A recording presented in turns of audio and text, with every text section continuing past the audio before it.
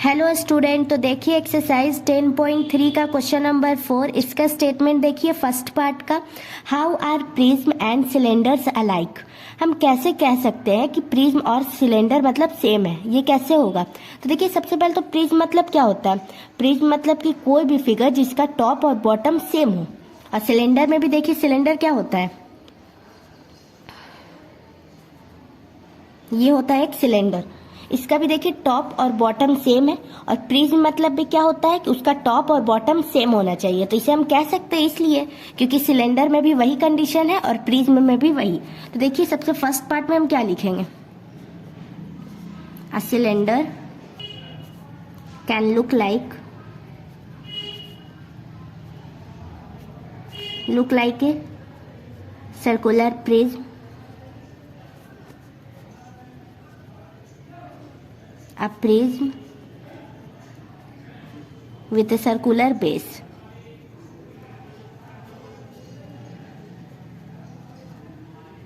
ठीक है, first part में ये हो जाएगा। और ये मैंने आपको पहले क्वेश्चन में भी बताया था कि प्रिज्म मतलब क्या होता है, जिसका टॉप और बॉटम सेम होना चाहिए। और सिलेंडर में भी वही कंडीशन अप्लाई हो रहा है कि सिलेंडर में भी टॉप और बॉटम सेम होता है, इसलिए हम कह सकते हैं कि ये दोनों अलाइक है। तो देखिए सेकेंड क्या है, how are pyramids and cones alike. मतलब कि पिरामिड एंड कोन भी कैसे एक जैसे हैं। देखिए सेकेंड पार्ट क्या है, कोन। तो देखिए कोन मतलब क्या होता है, ये हो गया कोन, ये हो गया कोन। ठीक है, ये हो गया, ये कोन हो गया। अब देखिए पिरामिड मतलब क्या होता है कि नीचे मतलब ट्रायंगल हो, रेक्टेंगल हो, कुछ भी हो, लेकिन ऊपर सब एक पॉइंट पे मिले। ठीक है, जैसे कि देखिए सब एक पॉइंट पे मिल रहा है, तो उसी को हम पिरामिड बोलेंगे। और ये जो कोन है वो भी एक पॉइंट पे मिल रहा है, ना टॉप सेम है ना बॉटम, दोनों अलग अलग है और एक पॉइंट पे मिल रहा है, इसीलिए इसे भी हम सेम कह सकते हैं। तो देखिए सेकेंड में हम क्या लिखेंगे, ए कोन can be a circular prism, a prism with a circular base। तो देखिए ये इस पिरामिड में, इसे हम पिरामिड भी कह सकते हैं, तो इसका जो बेस है ये क्या हो जाएगा, सर्कुलर हो जाएगा। उसी तरह इसे हम प्रिज्म कहेंगे क्योंकि टॉप और बॉटम सेम है, जो इसका बेस है वो भी सर्कुलर है। तो देखिए इसे हम इसलिए कहेंगे क्योंकि सिलेंडर में भी टॉप और बॉटम सेम है। और प्रिज्म मतलब क्या होता है कि टॉप और बॉटम सेम होना चाहिए। और पिरामिड मतलब क्या होता है कि सब एक पॉइंट पे मिले, और जो कोन है वो एक पॉइंट पे मिल रहा है यहाँ। ठीक है, इसके नीचे सर्कुलर बेस है। ठीक है, तो आई होप आपको क्वेश्चन नंबर 4 इजीली और अच्छे से समझ में आ गया होगा।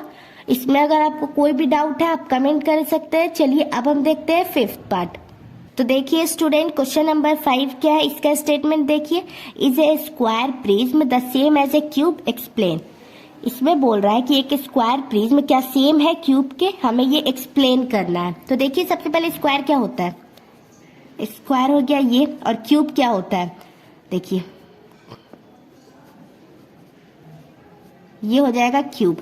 ठीक है, तो देखिए इसका भी जो बेस है वो भी स्क्वायर है और अपर में भी स्क्वायर है। ठीक है, तो ये तो हो गया प्रिज्म। तो देखिए ये जो स्क्वायर है ये प्रिज्म है। ठीक है, ये तो कंफर्म है कि ये स्क्वायर प्रिज्म है, यहाँ क्वेश्चन में दिया हुआ है।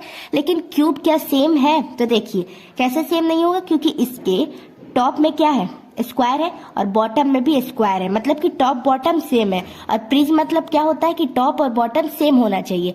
तो इसमें बताया गया है कि स्क्वायर प्रिज्म है, लेकिन क्या क्यूब भी सेम है, प्रिज्म है मतलब। तो देखिए ये भी प्रिज्म है क्योंकि इसमें भी ऊपर में स्क्वायर है, नीचे में भी स्क्वायर है, टॉप बॉटम सेम है। तो यहाँ हम क्या लिखेंगे, यस, मतलब कि ये है, क्यूब और स्क्वायर प्रिज्म सेम है। तो यहाँ लिखेंगे yes, A square prism can also be a cube।